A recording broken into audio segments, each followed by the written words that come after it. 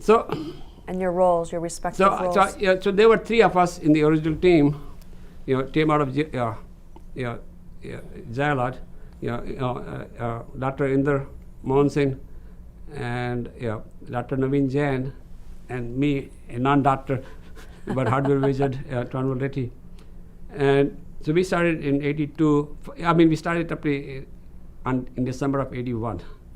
That's why we did the entire operation. But 82 December is when we got funded.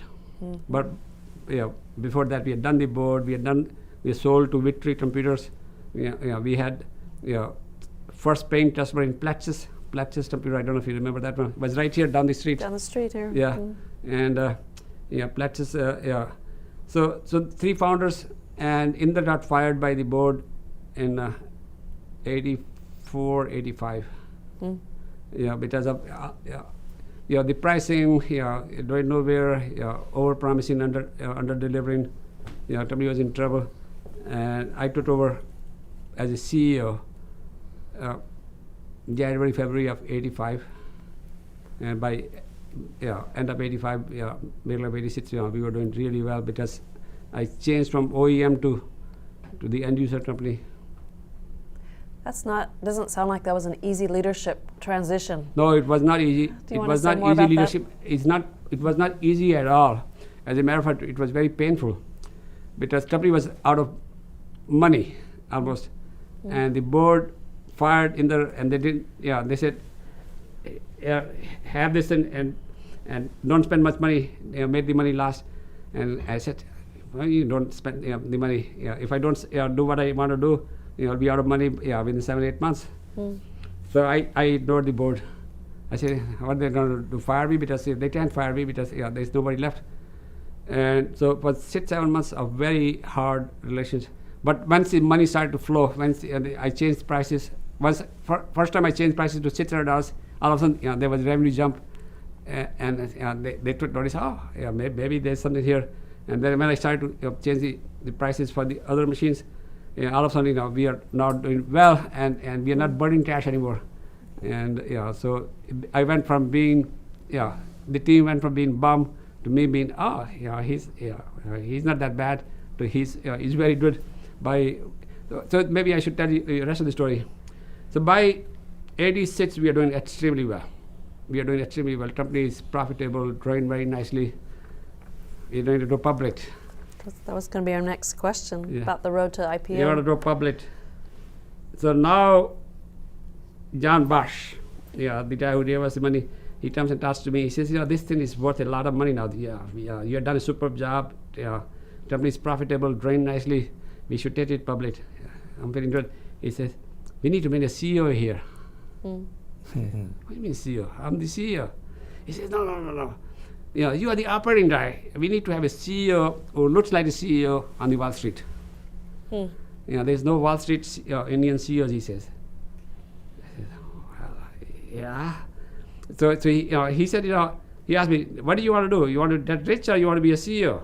I want to be I want to get rich. I want to be a CEO also. But he says, what if the Wall Street doesn't accept you as a CEO, and the IPO fails? What happens? And so I said, well, I don't want that to happen. So we brought a CEO in. We brought a CEO in from HP. By a man by the name of Dick Moore, and he looked like a CEO, 6'8". The HP guys, right? All the HP guys were 6 foot. David Packard didn't promote anybody unless you were 6'5" and above, right? That was the HP model.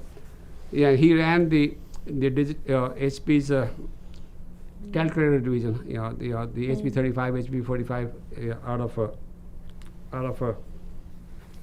Oregon. And CTA on board. We went public. I was made chairman and did the IPO. But he turned out to be super dud.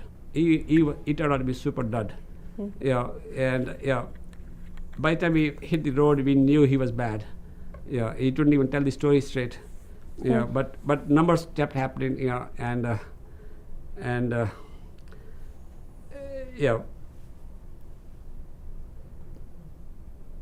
then he got in trouble. In today's word, sexual harassment. He ended up having an affair with one of the employees, and so board fired him.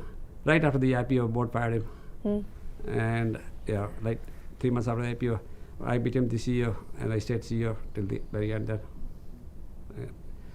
so this I got fired from being CEO, not because we were doing poorly, but somebody was.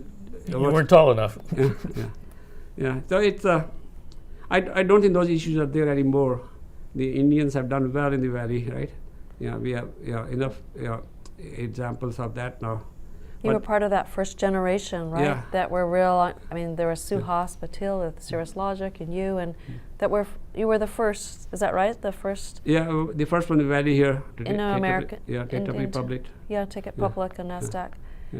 Yeah.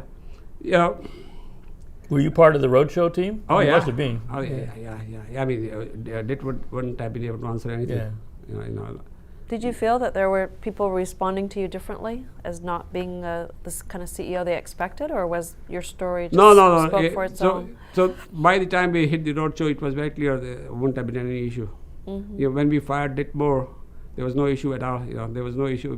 People knew by that time I was the one who built the company. What was the date of the IPO? IPO happened in February of 87. 87. And April 27th, I mean, it's February 27th. You never forget those things, right? And tell us about that day. Tell us about what you remember about that day. So when you say you never forget. So it's several things I remember, all right?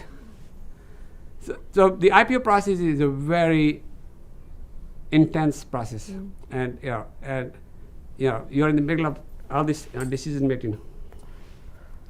2 or 3 stories I'll tell you. So we have done the prospect, and we are doing the public the night before. So we said $9 to $12 on the prospectus.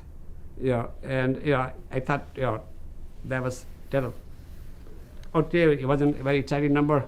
The night before, the banter comes and talks to me and Ditmore and says, we are in trouble.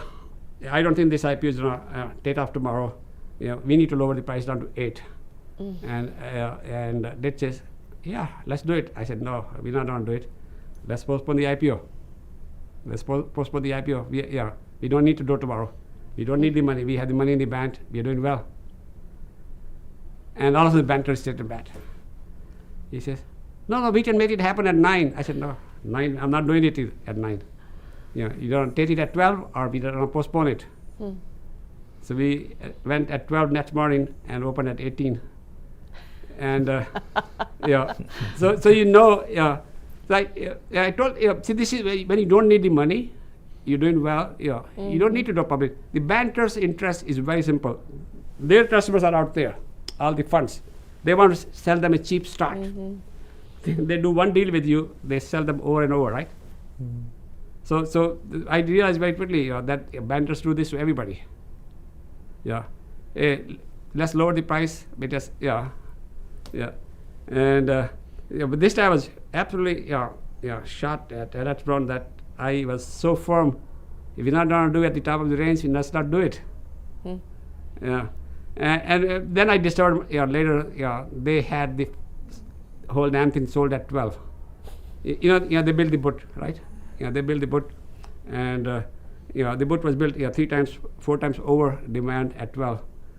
And he was just trying to sweeten the deal for his other guys. So that was one thing where I stood firm and Dick wavered right away. Let's lower the price. I mean, it was amazing that how quickly he folded his hand. So there were situations on the road where he will start to wander off. Talk about the reliability of washing machines and dryers as it is. As it is. Reliability of our solution. So we So the IPO was very successful, and we never looked back. Our numbers stayed very very good. What were your revenues going at? So when we went Going public, the day we went public, the revenues were $22 million and profits of $3 million. And what was the total raise? We raised. The company was priced at $12, $120 million, and we raised about $10 million. Say if you can multiply all those numbers by factor of 10 now to reach, what will happen today. In $22 million revenue back then, it would be $200 million of revenue now, and $3 million of profit would be $30 million of profit, right?